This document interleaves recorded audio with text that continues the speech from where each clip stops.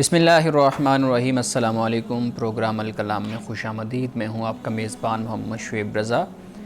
ناظرین کرام، جمعہ کے روز ہم سیرت النبی صلی اللہ علیہ وآلہ وسلم کے ایک اہم گوشہ پہ گفتگو کرتے ہیں اور اس کے ساتھ ساتھ پروگرام میں کچھ بہت اہم سوالات کو حصہ بناتے ہیں۔ حسب سابق ہمارے ساتھ شریک گفتگو ہیں جناب محمد امانت رسول صاحب۔ ہمارے صاحب خوش آمدید، بہت شکریہ آپ کے وقت کا۔ میری معاونت کے لیے موجود ہیں مس نورین صاحبہ، thank you so much madam. ناظرین کرام، آپ کی اسکرین پہ ہمارا واٹس ایپ نمبر آ رہا ہوگا، آپ اپنے سوالات ہمیں بھیج سکتے ہیں، ہم انشاءاللہ آپ کے سوالات کو ضرور ایڈریس کریں گے۔ امان صاحب، آج بتائیے گا کہ آج کے دن جمعہ کے روز آپ سیرت النبی صلی اللہ علیہ وآلہ وسلم کے ایک اہم موضوع پہ گفتگو کرتے ہیں، تو آج آپ نے حالات کو دیکھتے ہوئے کس موضوع کا انتخاب کیا ہے؟ بسم اللہ الرحمن الرحیم۔ رسول اللہ صلی اللہ علیہ وسلم کی سیرت سے آج ہم یہ سمجھنا چاہیں گے کہ اگر کسی جگہ پر یعنی ملک میں، معاشرے میں، خطے میں اگر کوئی بحران پیدا ہو جاتا ہے تو اس بحران کو حل کیسے کیا جاتا ہے۔ یعنی وہ سیاسی بحران بھی ہو سکتا ہے، وہ معاشی بحران بھی ہو سکتا ہے، وہ سماجی بحران بھی ہو سکتا ہے، اور وہ نفسیاتی بحران بھی ہو سکتا ہے۔ رسول اللہ صلی اللہ علیہ وسلم کے زمانے میں چند بحران جو ہم پڑھتے ہیں سیرت کی کتابوں میں، سب سے پہلے تو میں اس کا ذکر کروں گا۔ ناظرین کرام، اس میں جو روشنی ہے، خاص طور پر جو ہدایت اور رہنمائی ہمارے لیے ہے، وہ یہ ہے کہ اس وقت پاکستان بھی کئی بحرانوں سے گزر رہا ہے۔ خاص طور پر آپ کو معلوم ہے کہ سیلاب کا بھی ایک بڑا بحران ہے، جس سے معاشی بحران پیدا ہوتا ہے اور لوگ بے گھر ہو جاتے ہیں، ان کا معاش ختم ہو جاتا ہے، ان کا روزگار ختم ہو جاتا ہے اور وہ پریشان حال ہو جاتے ہیں۔ تو ایسے موقع پر کیا ہمیں سیرت رسول صلی اللہ علیہ وسلم سے رہنمائی ملتی ہے؟ رسول اللہ صلی اللہ علیہ وسلم کی زندگی میں، خاص طور پر اعلان نبوت کے بعد آپ کی وفات تک جو چند بحران ہمارے سامنے آتے ہیں، اور سب سے بڑے وہ بحران ہیں۔ ایک تو بحران شیب ابی طالب کا ہے کہ 3 سال یہ مقاطعہ، جسے سوشل بائیکاٹ کہا جاتا ہے، یہ جاری رہا۔ رسول اللہ صلی اللہ علیہ وسلم، آپ کے ساتھ صحابہ، صحابیات اور حضرت خدیجہ، حضرت ابو طالب اور اس کے علاوہ بنو ہاشم سے تعلق رکھنے والے دیگر افراد بھی۔ یہ ایک بہت بڑا بحران تھا، 3 سال کا عرصہ۔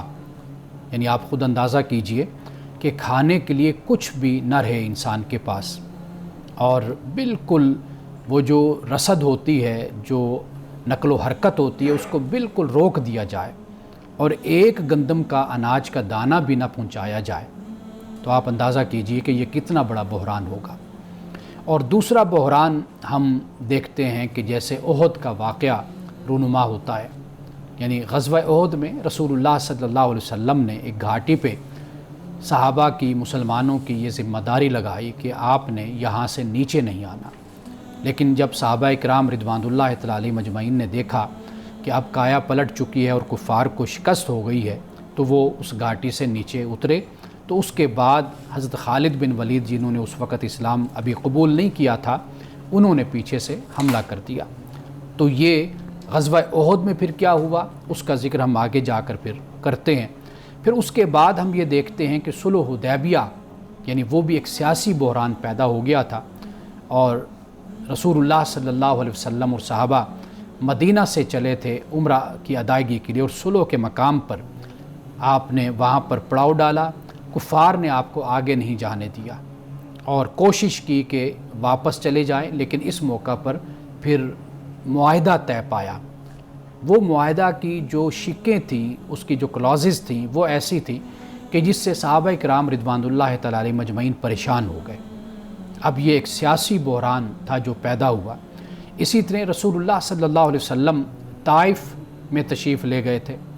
جب آپ مکہ میں شیب ابی طالب کے بعد جب یہ 3 سال کا عرصہ ختم ہوا، یہ بائیکاٹ، حضرت خدیجۃ الکبریٰ رضی اللہ تعالی عنہا کا بھی انتقال ہوا، حضرت ابو طالب کی بھی وفات ہو گئی، تو اس کے بعد پھر مکۃ المکرمہ میں آپ کو تحفظ دینے والا، کفالت کرنے والا کوئی نہ رہا، اور اس سال کو جس سال یہ دونوں شخصیات نے وفات پائی اس سال کو سیرت کے باب میں، سیرت میں اس کو عام الحزن کہا جاتا ہے، یعنی دکھ کا سال۔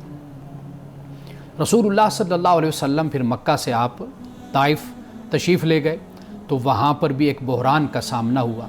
وہ بحران یہ ہے کہ کوئی اشرافیہ کا فرد تھا یا نچلے طبقے کا، کسی شخص نے بھی رسول اللہ صلی اللہ علیہ وسلم کی تائید نہیں کی، آپ پر ایمان نہیں لایا، کوئی مدد و نصرت نہیں کی، بلکہ یہاں تک کہ ان بڑے لوگوں نے، یعنی جو نام کے بڑے تھے، جن کے پاس مال تھا، دولت تھی، حکومت تھی، سیاست تھی، انہوں نے اوباش اور بدماش جو لوگ تھے نوجوان، ان کو رسول اللہ کے پیچھے لگا دیا۔ سیرت کی کتابوں میں اس واقعے کو بیان کیا جاتا ہے، حضرت زید بن حارثہ کہ آپ رسول اللہ صلی اللہ علیہ وسلم کے ساتھ تھے، بیان کرتے ہیں کہ انہوں نے اتنا پتھراؤ کیا کہ رسول اللہ صلی اللہ علیہ وسلم پر کہ آپ کا جسم لہولہان ہوا اور آپ پھر ایک دیوار کے سائے میں جا کر آپ بیٹھ گئے۔ اب یہ بھی یعنی ایک بحران تھا، اسے آپ ایک دعوتی بحران آپ کہہ سکتے ہیں کہ یہ کتنا مشکل مرحلہ تھا۔ تو ایسے رسول اللہ صلی اللہ علیہ وسلم کی زندگی میں ہم دیکھتے ہیں یہ بڑے بڑے بحران جو میں نے بیان کیے، اس کے علاوہ بھی بہت سے مسائل کرائسس تھے، لیکن یہ 4 کرائسس میں نے آپ کے سامنے رکھے ہیں۔ رسول اللہ صلی اللہ علیہ وسلم نے ان کو کس طرح مینج کیا، اب اس بات کو ہم سمجھتے ہیں۔ رسول اللہ صلی اللہ علیہ وسلم نے سب سے پہلے تو صبر اور حوصلہ اس کا مظاہرہ کیا، یعنی جسے ہم کہتے ہیں کہ ٹالرنس، پیشنس، سب سے پہلے تو یہ بات ہمیں سیرت سے معلوم ہوتی ہے۔ دوسری بات یہ ہے کہ جب کوئی مشکل آئی، کوئی کرائسس آیا، کوئی بحران آیا تو رسول اللہ نے اس کے لیے حکمت اور تدبیر آپ نے تیار کی، یعنی ایک اسٹریٹجی، حکمت عملی آپ نے تیار کی۔ تیسری بات ہمیں یہ نظر آتی ہے کہ آپ نے امید اور خوشخبری یہ آپ نے صحابہ کو بھی دی، اور ہمیشہ امید کے ساتھ آپ نے اپنی کوشش اور اپنی محنت کو آپ نے جاری رکھا۔ چوتھی بات جو ہمیں نظر آتی ہے سیرت کے حوالے سے کہ ان بحرانوں میں جو معاشی بھی تھے، سیاسی بھی تھے، سماجی بھی تھے، نفسیاتی بھی تھے، رسول اللہ صلی اللہ علیہ وسلم نے مشاورت کو کبھی ترک نہیں کیا، یعنی آپ اپنے صحابہ سے ہر معاملے میں مشورہ کرتے تھے۔ وہ مسئلہ مدینے کے اندر، مکہ کے اندر کا ہے یا باہر کا معاملہ ہے، یا مدینے کا ہے یا مدینے سے باہر کا مسئلہ ہے، وہ غزوہ ہے، جنگ ہے، وہ امن ہے، وہ سیاسی مسئلہ ہے، وہ کوئی بھی مسئلہ ہے، تو آپ ہمیشہ اپنے صحابہ سے مشاورت کرتے تھے۔ اور پانچویں بات رحمت اور اخلاق، یعنی رسول اللہ نے اپنے دشمنوں اور مخالفین کے ساتھ بھی رحمت کا معاملہ فرمایا، یعنی اخلاق کے ساتھ آپ نے ان کے ساتھ برتاؤ کیا۔ یعنی اخلاق کی جب ہم بات کرتے ہیں تو اس سے مراد یہ ہے کہ جو اقدار اور ویلیوز ہیں اور جو تقاضے ہیں، جو اصول اور ضابطے ہیں، جو احکام ہیں، ان کو ہمیشہ آپ نے پیش نظر رکھا اور ان پر عمل کیا، اور صحابہ نے بھی اس کی پاسداری کی۔ اور آخری بات جو سب سے پہلے ایک مومن کے ذہن میں ہوتی ہے وہ یقین باللہ ہے، اللہ سبحانہ و تعالیٰ پر یقین اور اللہ کی ذات پر بھروسہ، اعتماد اور اعتبار کہ اللہ میرا ساتھ دے گا، اور میں جب سچ پر ہوں، میں حق پر کھڑا ہوں تو اللہ سبحانہ و تعالیٰ مجھے رسوا نہیں کرے گا، اللہ مجھے اس میں کامیابی عطا فرمائے گا۔ آج کے دور کے لیے اگر ہم دیکھتے ہیں تو ہمارے لیے جو سمجھ آتی ہے بات وہ یہ ہے کہ اگر کوئی معاشرہ، کوئی ملک، کوئی ریاست اگر معاشی بحران کا شکار ہو جائے تو پھر وہاں پر طرز زندگی کو سادہ کر لیا جاتا ہے، یعنی اشرافیہ ہو، مالدار لوگ ہوں، امیر ہوں، وہ اپنی طرز زندگی کو سادہ، یعنی اپنے اخراجات کو کنٹرول کر لیتے ہیں۔ دوسرا کام یہ کرتے ہیں کہ اجتماعی تعاون، یعنی ریاستی سطح پر، حکمرانوں کی سطح پر، مالدار لوگوں کی سطح پر ایک اجتماعی تعاون کی صورت پیدا کی جاتی ہے کہ جیسے مدینۃ المنورہ میں رسول اللہ جب تشریف لائے صحابہ کے ساتھ تو وہاں پر ایک معاشی بحران پیدا ہوا، رسول اللہ نے مواخات مدینہ کے ذریعے سے ایک انصار کو مہاجر، دوسرے مہاجر کا بھائی بنا دیا، اور پھر یہ ہے کہ کھانے کی آپ نے رغبت دی، خود بھی آپ نے ذمہ داری قبول فرمائی۔ اگر آپ نے فرمایا کہ 1 روٹی ہے تو وہ 2 کے لیے کفایت کر جاتی ہے، یعنی ایک بندے کا کھانا 2 بندوں کو کفایت کر جاتا ہے، کافی ہو جاتا ہے، تو آپ نے اطعام الطعام کی تلقین فرمائی۔ اور اسی طرح یہ میں نے بات کی معاشی بحران کے حوالے سے، یعنی اپنی زندگیوں کو سادہ کر لو اور اجتماعی تعاون پیدا کر لو، اجتماعی مدد یہ لے آؤ۔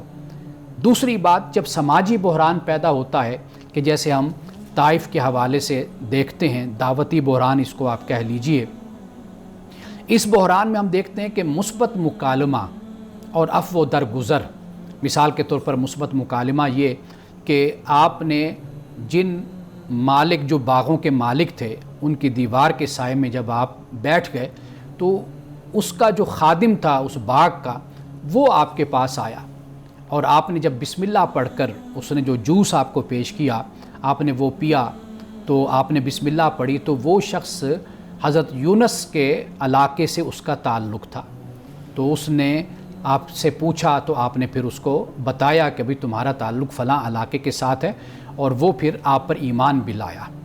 اب اس کے بعد ہم دیکھتے ہیں کہ سیاسی بحران جب پیدا ہوا حدیبیہ کے موقع پر، تو وہاں پر رسول اللہ صلی اللہ علیہ وسلم نے صلح اور مفاہمت کے ذریعے آپ نے دیر پا کامیابی، مستقل کامیابی حاصل کی۔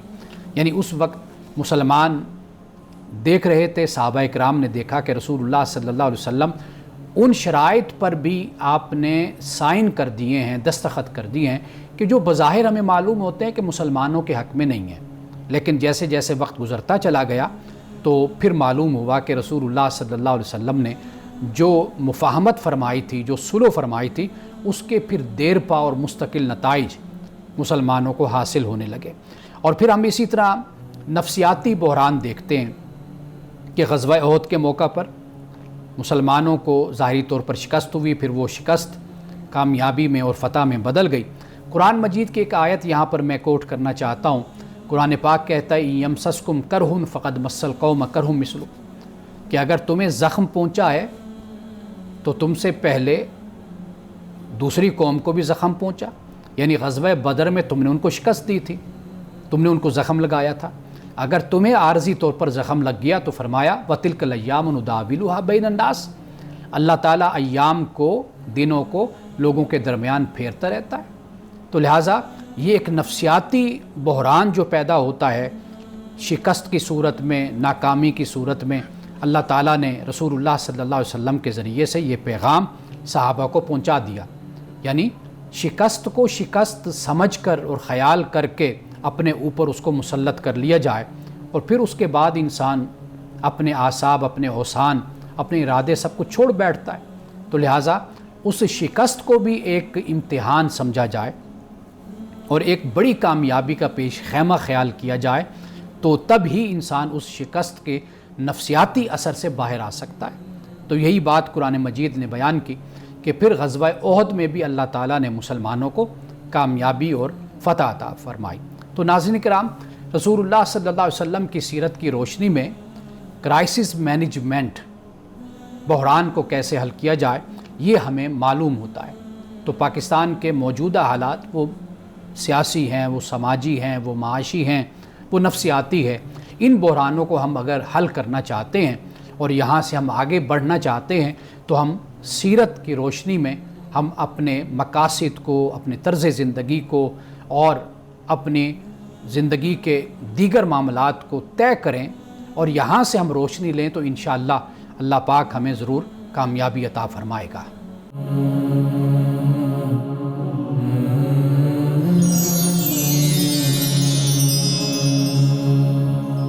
پروگرام میں ایک دفعہ پھر خوش آمدید۔ مولانا صاحب بہت شکریہ، آپ نے بہت خوبصورت انداز میں پاکستان کے جو حالات ہیں اس کو سامنے رکھتے ہوئے آج کے موضوع کا انتخاب کیا، اور کرائسس مینجمنٹ، بحرانوں سے کیسے نمٹنا ہے، کیسے حل تلاش کرنے ہیں، اس پہ گفتگو کی۔ آپ نے سماجی بحران کے حوالے سے آپ نے بات کی، تو آپ نے کہا کہ اجتماعی طور پہ جو تعاون ہوتا ہے وہ بھی کرائسس کو کم کرنے میں مددگار ثابت ہوتا ہے۔ لیکن ہم دیکھتے ہیں کہ جیسے پاکستان کے آج کل حالات ہیں، یا کوئی زلزلہ ہوتا ہے، یا پیچھے جب سیلاب آئے ہیں، یا کوئی اور مسئلہ ہوا ہے، کہیں پہ آپریشن ہو گیا ہے، تو وہاں پہ پھر اجتماعی طور پہ تو لوگ کام کر رہے ہوتے ہیں، جیسے ملک کے مختلف علاقوں سے تنظیم میں، پھر جو فرد واحد ہے وہ بھی، کچھ گروپس بھی مل کے وہ اکٹھے کر رہے ہوتے ہیں، پیسے اکٹھے کر رہے ہیں، مال اکٹھا کر رہے ہیں، مختلف چیزیں اکٹھی کر رہے ہیں اور پہنچا رہے ہیں۔ لیکن جب وہ انتظامی لیول پہ جا کے وہ چیزیں تقسیم ہونے کی باری ہوتی ہے تو پھر ایک نیا بحران ہمارے سامنے آ جاتا ہے۔ ایک بحران کو حل کرتے ہوئے دوسرا بحران اس کا سامنا ہوتا ہے۔ مثال کے طور پہ آج بھی اگر ہم دیکھیں تو ٹرک کے ٹرک جا رہے ہیں ان علاقوں میں جہاں پہ آج سیلاب کا ہمیں معاملہ نظر آتا ہے. لیکن وہ ایسے ہی ہے کہ ایک ہی خاندان کے 10 لوگ وہ راشن، سیم راشن جو جس میں آٹا بھی ہے، جس میں چاول بھی ہیں، جن کی مدت کچھ دن ہے، مطلب وہ لمبے عرصے تک 6 ماہ تک تو نہیں رہ سکتے، وہ ساری چیزیں اکٹھی کر رہے ہیں. تو آپ کو نہیں لگتا کہ یہ جو اجتماعی تعاون ہے وہ بھی جا کے کہیں ایک نئے بحران کی صورت اختیار کر رہا ہے، جس کے اوپر میرے خیال میں صاحب اقتدار کو یا پھر جو لوگ تعاون کر رہے ہیں ان کو سوچنا چاہیے؟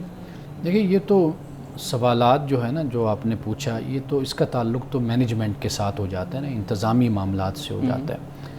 جب کوئی بحران پیدا ہوتا ہے تو جو ذمہ دار ہیں یا کوئی پرائیویٹ کوئی این جی او کام کرتی ہے، این جی او یعنی جو ایک گورنمنٹ کا ادارہ نہیں ہوتا، یعنی کہ پرسنلی پرائیویٹ ادارے جو ہیں، پرائیویٹ ادارے ہوتے ہیں وہ کام کرتے ہیں، تو ایک تو ان کو اپنی مینجمنٹ کو بہترین طریقے سے آگے بڑھانا چاہیے، اور پھر ریاست کی بھی، سرکار کی بھی پھر یہ ذمہ داری ہوتی ہے. تو یہ تو جو لوپ ہول جن کا آپ ذکر کر رہے ہیں اس کا تعلق تو انتظام کے ساتھ ہو جاتا ہے.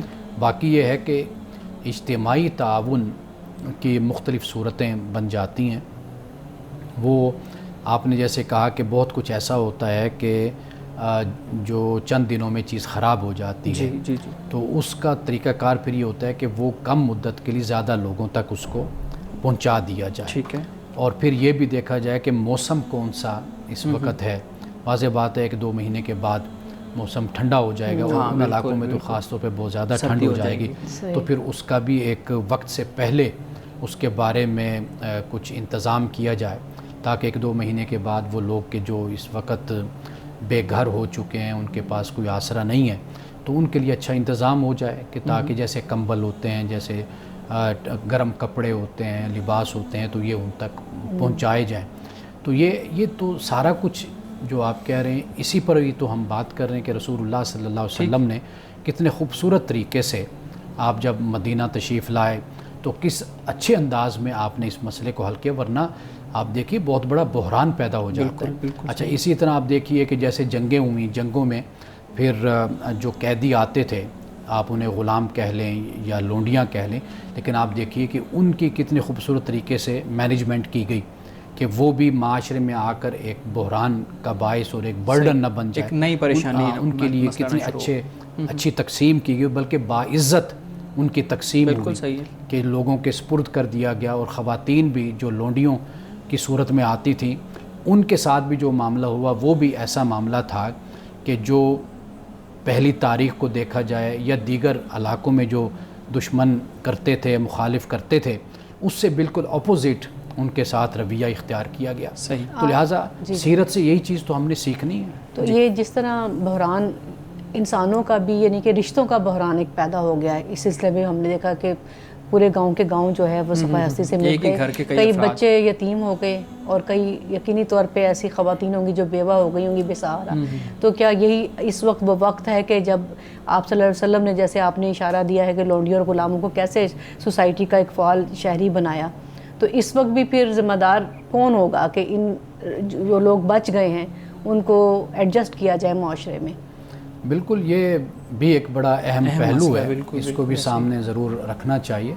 اور امید ہے کہ حکومت اور حکومتی ادارے اور اس کے علاوہ جو ہماری تنظیمیں ہیں وہ ضرور اس پر کام کریں گی. مثال کے طور پر جیسے بچے ہیں، اب کشمیر میں جب زلزلہ آیا تھا، 2008 کا زلزلہ تھا شاید پاکستان میں جو آیا، تو کشمیر میں پھر ایسی صورتحال بنی کہ کئی بچے یتیم ہو گئے، ماں باپ چلے گئے اس میں اپنا زلزلے میں، تو وہ ایک بحران پیدا ہوا. تو یہ بالکل ایسا ہے کہ بھئی ایسے لوگوں کے لیے، وہ خواتین ہیں، وہ مرد ہیں، وہ بچے ہیں، ان کے لیے علیحدہ پھر ہومز جن کو ہم کہتے ہیں وہ بنائے جائیں، جہاں پر ان کے لیے قیام طعام پہلے سے بھی ہیں موجود، ان میں ایڈجسٹ یعنی بہت کچھ ہے. اس پہ فوکس کیا جائے، اب توجہ دی جائے کہ یہ بھی ایک بحران ہے، کھانے پینے کا یا مال و دولت کا جو ہوا سو ہوا، لیکن جو رشتوں کا ایک بحران پیدا ہو گیا، سرپرستی کا بحران، اس پر بھی فوکس کرنا چاہیے. صحیح.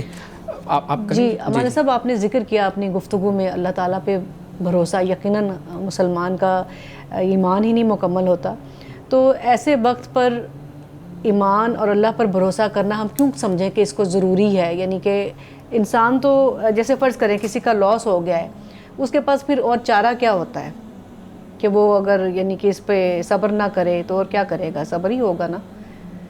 اس کی دوسری صورت کیا ہو جاتی ہے؟ جو صبر کا مطلب ہے نا، قرآن مجید نے بیان کیا ان اللہ مع الصابرین، جی، کہ بے شک اللہ صبر کرنے والوں کے ساتھ ہے. تو یہاں پر صبر سے مراد یہ ہوتا ہے کہ ایک تو انسان کسی آفت پر، کسی امتحان پر انسان بے صبری کا مظاہرہ اس طرح نہ کرے کہ جیسے لوگ کرتے ہیں. یعنی عام طور پر ہم دیکھتے ہیں کہ کسی کی وفات پر، دنیا سے چلے جانے کے بعد انسان کا چیخنا، چلانا، گریبان پھاڑنا، اپنی گالوں کو پیٹنا اور ایسے جملے منہ سے نکالنا کہ جو ناشکری کے زمرے میں آتا ہو یا گناہ کے زمرے میں آتے ہوں. تو صبر سے مراد یہ متانت ہے، ایک وقار ہے کہ جو مومن اپنا نہیں کھوتا بڑی سے بڑی تکلیف میں. اور دوسری بات دیکھیے، نفسیاتی طور پر یہ بہت بڑا سہارا ہوتا ہے انسان کے لیے کہ جب انسان یہ عقیدہ رکھے اور یہ ایمان رکھے کہ میرے ساتھ میرا خدا ہے اس تکلیف میں. اور نفسیاتی حوالے سے بھی اگر آپ اس بات کا مطالعہ کریں نا کہ جب آپ کو کسی کا سہارا ہوتا ہے تو آپ بڑی سی بڑی مشکل سے بھی اپنے ارادے سے اور اپنی قوت سے آپ نکل آتے ہیں. صحیح. تو اللہ کا جو سہارا ہے، اللہ پر جو ایمان اور عقیدہ ہے، یہ ایک تو اسلامی نقطہ نظر سے، مذہبی نقطہ نظر سے ہم دیکھتے ہیں تو وہ بالکل اپنی جگہ پر کہ ہم اس پر ایمان رکھتے ہیں. جی. لیکن اگر تھوڑا سا آپ اس کو لاجیکلی اگر آپ اس کا تجزیہ کر کے بھی دیکھیں نا تو آپ اس میں یہ ایک بڑی خوبی اور بڑی طاقت آپ محسوس کرتے ہیں کہ آپ اللہ کے ساتھ جڑ جاتے ہیں، اللہ پر آپ کا ایمان اور یقین بڑھتا ہے، پختہ ہو جاتا ہے. یا آپ کو اٹھنے کی صلاحیت اور آپ کے اندر سکت، یہ یقین اور ایمان جو ہے یہ پیدا کر دیتا ہے. ہمارے صاحب یہ باتیں تو اس وقت ہماری الحمدللہ ٹی وی کے ذریعے جائے گی جو عام پبلک ہے، لیکن جس طرح آپ بتا رہے ہیں کہ ان کی تھیراپی نفسیاتی حوالے سے انہیں کنٹرول کرنے کے لیے، ان کو اعصابی مضبوطی دینے کے لیے، ایک تو میں سمجھتی ہوں علماء کی، آپ کی رائے اس پہ جاننا چاہوں گی. دوسرا سائیکولوجسٹ کی، کہ ان جگہوں پہ جیسے کہ امداد جا رہی ہے، کھانا جا رہا ہے ان کے لیے، تو کیا ان کی ساری ان چیزوں کو ان کو نفسیاتی طور پہ بحال کرنے کے لیے وہاں پہ ان دو گروہوں کا ہونا ضروری نہیں، سائیکولوجسٹ اور علماء کا، تاکہ ممبر و محراب کا جو پلیٹ فارم ہے یعنی اس کو استعمال کیا جا سکے؟ وہ اس وقت اتنے بے چین پریشان ہیں، وہ ٹی وی تو نہیں دیکھ رہے ہوں گے. جو آپ کی بات ہے یہ بڑی اہم بات ہے. جو ہماری آواز جہاں تک جا رہی ہے، جو لوگ سن رہے ہیں، جو ذمہ دار ہیں جی. اور جو اس معاملے کو لے کر آگے بڑھ رہے ہیں، جی. جن کی کوئی NGO ہے، تنظیم ہے، کوئی ادارہ ہے، تو وہ اس پر بھی ضرور توجہ کریں. کیونکہ جب انسان کسی بڑے بحران کا شکار ہوتا ہے اور بڑے کرائسس کا شکار ہوتا ہے تو وہاں پر واضح بات ہے کہ سب سے زیادہ انسان نفسیاتی حوالے سے متاثر ہوتا ہے، نفسیاتی حوالے سے متاثر ہوتا ہے. تو وہاں پر پھر ضرورت سائیکالوجسٹ کی ہوتی ہے اور علماء کی بھی ضرورت ہوتی ہے کہ جو پڑھے لکھے علماء ہوں، یعنی ایسے علماء کہ جو ان کو حالات کے مطابق اور ان کی اس مشکل کے مطابق بہتر طریقے سے ان کو دین کی روشنی میں گائیڈ بھی کریں، اور سائیکالوجسٹ ان کا علاج اس طریقے سے کریں تاکہ وہ ریہیبلیٹیٹ ان کو کریں اور وہ پھر اپنے قدموں پر کھڑے ہو سکیں اور دوبارہ سے معاشرے کا ایک فعال شہری بن کے زندگی گزار سکیں. ناظرین کرام، گفتگو ابھی جاری ہے، یہاں وقت ہوا چاہتا ہے ایک بریک کا، ہمارے ساتھ رہیے گا.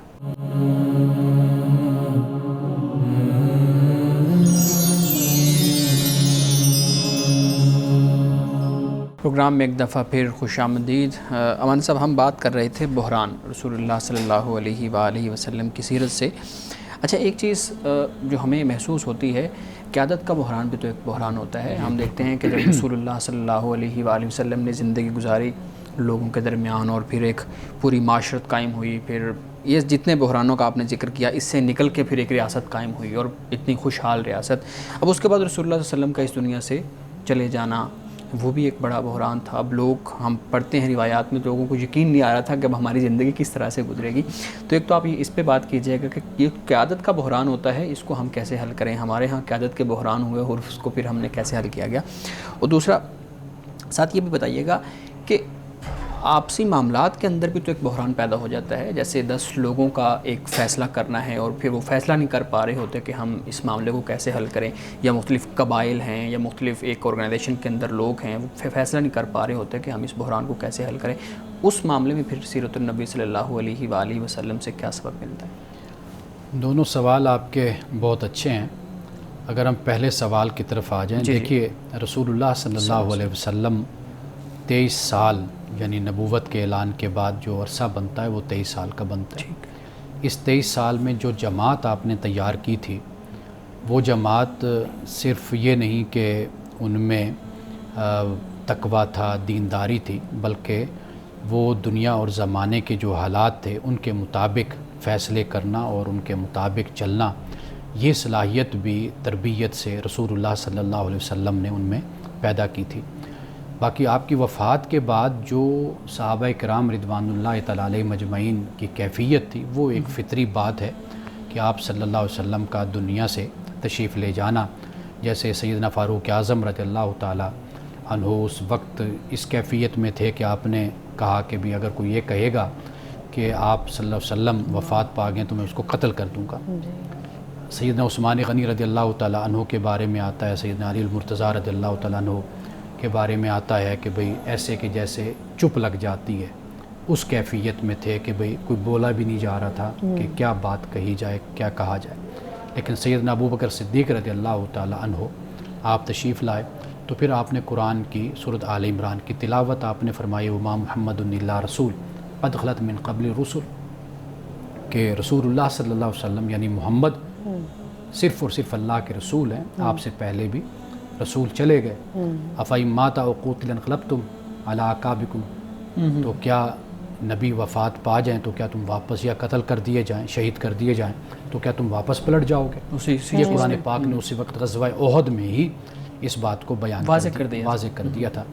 تو لہٰذا اس کے بعد پھر جو صحابہ کرام رضوان اللہ تعالیٰ علیہ مجمعین نے اس بحران کو جس طریقے سے حل کیا، ایک تو صحابہ سیدنا ابو بکر صدیق رضی اللہ تعالیٰ عنہ کی قیادت میں جمع ہو گئے، ٹھیک ہے، ایک تو یہ، دوسرا یہ کہ بیعت خلافت پر وہ متحد ہو گئے، ٹھیک، یعنی یہ دو باتیں ہمیں نظر آتی ہیں کہ سیدنا ابو بکر صدیق رضی اللہ تعالیٰ عنہ کی خلافت، آپ کی قیادت، اس پر سب صحابہ نے اتفاق کر لیا، اور وہ جو بیعت خلافت کا سلسلہ شروع ہوا وہ سیدنا ابو بکر صدیق رضی اللہ تعالیٰ عنہ سے پھر اس کا آغاز ہوتا ہے۔ اس لیے کہ اس موقع پر ہم دیکھتے ہیں کہ حضرت ابو بکر صدیق رضی اللہ تعالیٰ عنہ نے جس طرح مظاہرہ فرمایا تھا صبر کا، استقامت کا، اور ایک دور اندیشی کا، بصیرت کا، اور اس مسئلے کو بالکل صحابہ یہ بیان کرتے ہیں کہ جب سیدنا ابو بکر صدیق رضی اللہ تعالیٰ عنہ نے یہ آیت تلاوت کی تو ہمیں یاد آئے کہ اچھا قرآن میں یہ بھی ہے، تو ہم نے تو کبھی اس طرح سوچا بھی نہیں تھا کہ رسول اللہ صلی اللہ علیہ وسلم دنیا سے انتقال کر جائیں گے۔ ایک تو یہ بات ہو گئی۔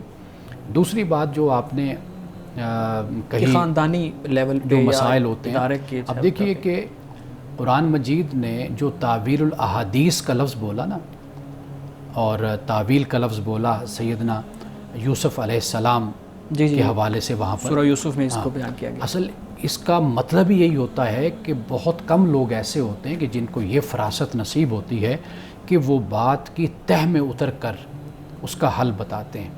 اللہ نے اپنے انبیاء کو، اپنے رسول کو یہ جو حکمت ہے اور یہ جو دانائی ہے، یہ جو فراست ہے، یہ اللہ نے اپنے پیغمبروں کو عطا کی ہوتی ہے۔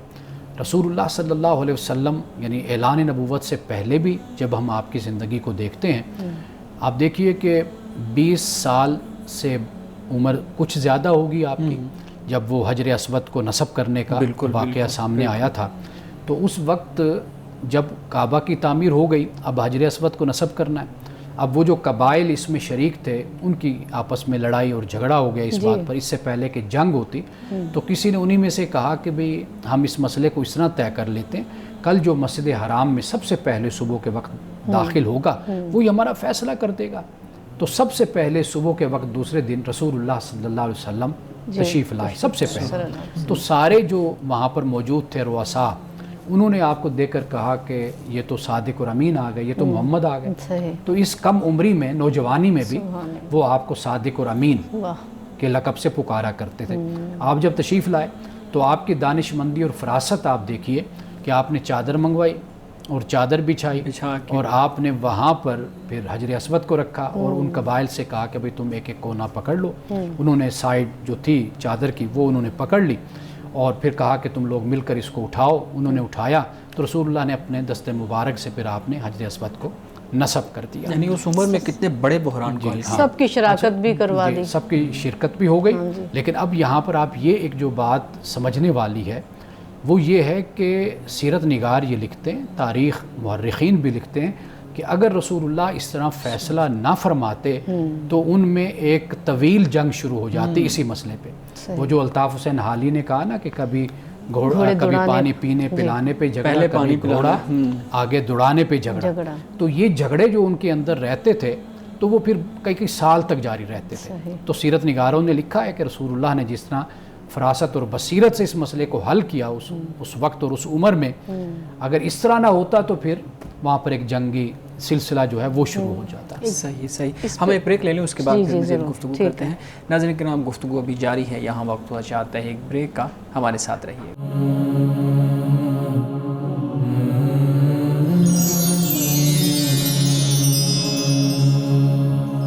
پروگرام میں ایک دفعہ پھر خوش آمدید. جی مس آپ سوال کرنا چاہ رہے تھے. جی, ہم آپ کی گفتگو سے صلح حدیبیہ کی بھی بات سنی ہے اور بہت سے اور معاملات کی بھی. اگر ہم اسے آج کے دور میں دیکھیں, اپنے گھریلو سطح پہ بھی ایک میں بات آپ کی رائے لینا چاہوں گی اور ملک کی سطح پہ بھی, کہ اگر آج کسی مسلمان ملک کو صلح حدیبیہ کے پیٹرن پر کوئی معاہدہ کرنا پڑ جائے تو اس کا کیا رد عمل ہونا چاہیے.